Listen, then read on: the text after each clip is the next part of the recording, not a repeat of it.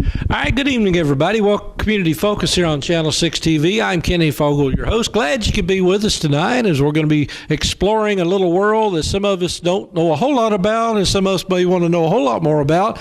But it's at one point in your life, most people get the chance to learn a little bit about. So I got Jerry Brown here with me today. And Jerry, first of all, welcome to the show. Appreciate you being here. All right, thank you. And your title exactly is here today. Now is I'm a social work designee for Hospice of Nelson County and also CHI Health at Home Hospice. Okay, so Hospice in Nelson County primarily is what we want to talk about today, and I think a lot of people have heard of Hospice. I mean, people have had the opportunity to use Hospice over the years, and I think some people are scared of the name, some people are welcome that it's there, but tell us a little bit about what Hospice is, what a Hospice does. Hospice provides end-of-life care. It's for terminally diagnosed patients, and fortunately we're able to come out a lot more early. The only kind of thing that they want you to do is that they want the doctor to say that it would not surprise him if somebody were to pass in 6 months.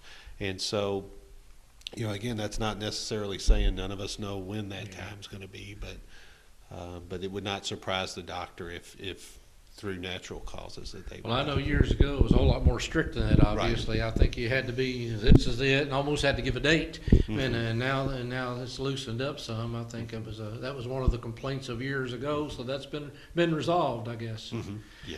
Okay, so how active are you here in Nelson County? Is it pretty, people reach out to you quite a bit, keep you pretty busy? Yeah, we generally carry anywhere from 15 to 20 patients. Around the surrounding counties, they're usually covered by hospice. Uh-huh. But now, what's the difference between hospice and hospice? Hospice, it's really the same care. Uh-huh. It's just that we are an independent agency, and we work under the CHI Health at Home umbrella. Okay. And then in the surrounding area, it's, like I said, Hospice of Louisville is what most people. Okay. But we're an independent hospice provider. Now, what do you provide? Now, say we have a loved one that's going to pass away, and are you there for care? Are you there for counseling? You're there for support, or is that all of that? Kind of all of that. So you have an interdisciplinary team that comes out.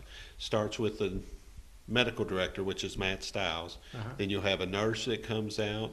You'll have a social worker that comes out, and you'll have a chaplain that comes out, and then there's also the aide. And then we also have volunteers that are very active, and we'll even do bereavement after the death. Yeah. And that's up to a year.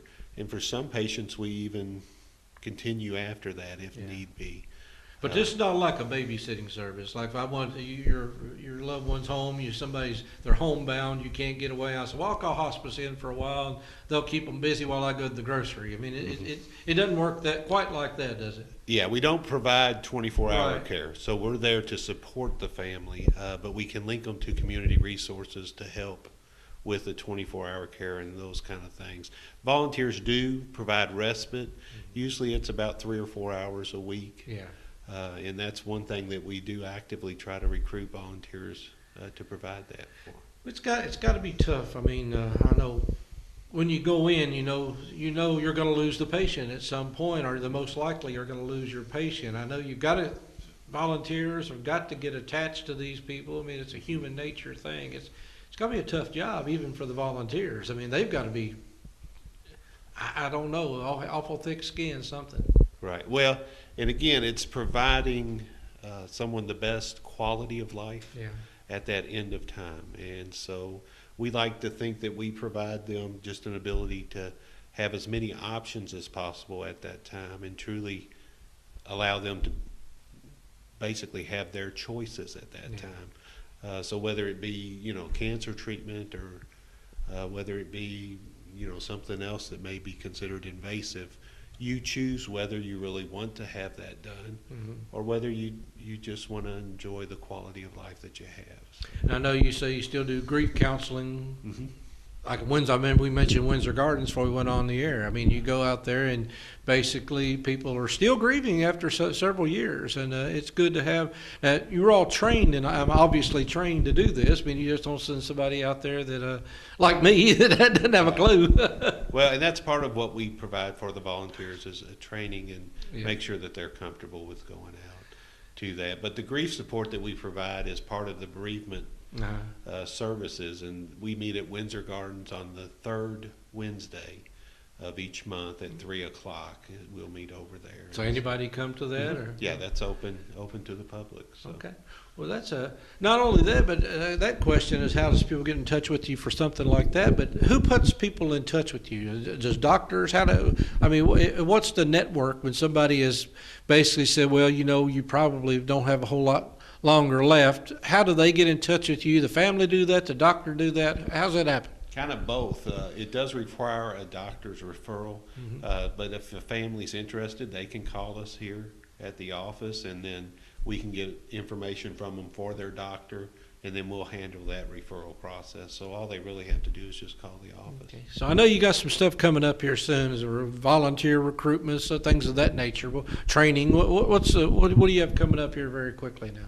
At the end of the month, we're having our volunteer orientation. That's next week, so probably a little late, somebody, but we do those on a quarterly basis. Okay. So if somebody were interested in volunteering. Well, sometimes it takes people 3 months to make up their mind they want to do it. Sure. Kind of the process is if somebody would be interested in volunteering, all they have to do is call the office. We'll send them out an information packet, and then, kind of follow up from there. But.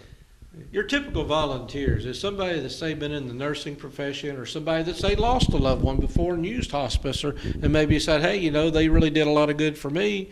Maybe I can pass this on or pass it forward to somebody else. So where do you get most of your volunteers from? We have kind of a combination, but most of them do have some kind of experience, and we do like for Kenny it to be, if you've lost a loved one, we do like for there to be a year.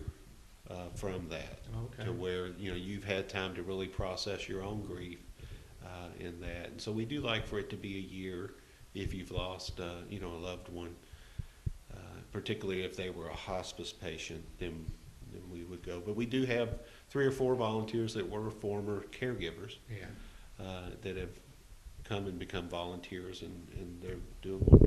Like I said, you got to be a special person to be able to do this, because it's not like going in and rehab and you people are going to get better, because most likely you're there as the last comfort. So that it does take a special angel of some sort to do that.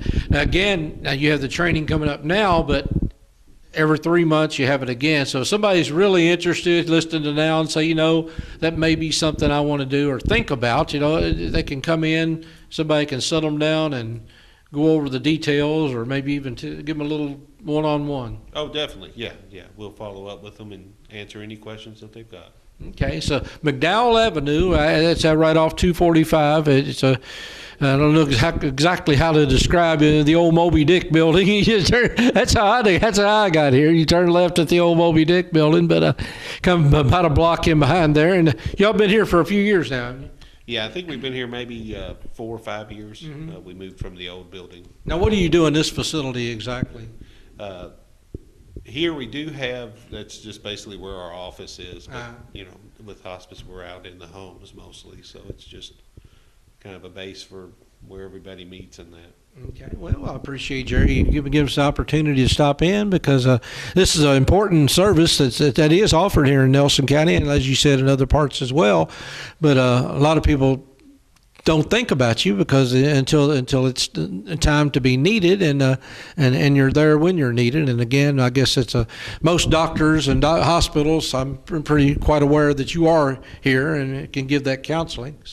So again, it's a lot of professionals involved in this. When you talk about a team, sound like quite a few people involved. Mm-hmm. And that's the important thing too to remember, Kenny, is that the nurses can come out and kind of do an evaluation, and we do that a lot, where families will call in and say, I don't think we're quite ready for hospice, but could we come out and just get some information? Yeah. And the nurse will come out and go through the diagnosis and see, maybe you're just not ready for hospice yet, but again, then you'll have the information in that for when you are ready for Now, it. is there any cost to this to No, anybody whenever? Not at all. Not for just that information. Well, I'm talking about any service at all. Is it something that's insurance pays for, or how does it generally paid for when somebody uses hospice services? Usually Medicare will cover it, but most insurances have a hospice benefit at this time too. Okay. So, Okay. and that's again something that we can cover if they call in. We can get all that information so they know up front before we come out. Okay. And what phone number should they call? 502-349-5500. 349-5500. Give them a call if you think it's something necessary, and jot it down. Again, this information you may not need today, but I think we were all sort of heading in that direction. So at some point, we're all going to need. And at the end of life is probably the most, I'm going to say, the most traumatic event anybody ever faces, whether it's yourself or a loved one or somebody you just friends with. So having somebody there with you, nothing else, just support. It sounds like a tremendous opportunity, service that you all provide. Yes. Okay, well, Jerry Brown here with us today talking about Hospice of Nelson County. And again, Jerry, appreciate you being here today and appreciate doing what it is you do, and all your volunteers that may be listening in today. We want to thank them as well. And if you want to be a volunteer, give Jerry a call. Again, that number 502-349-5500.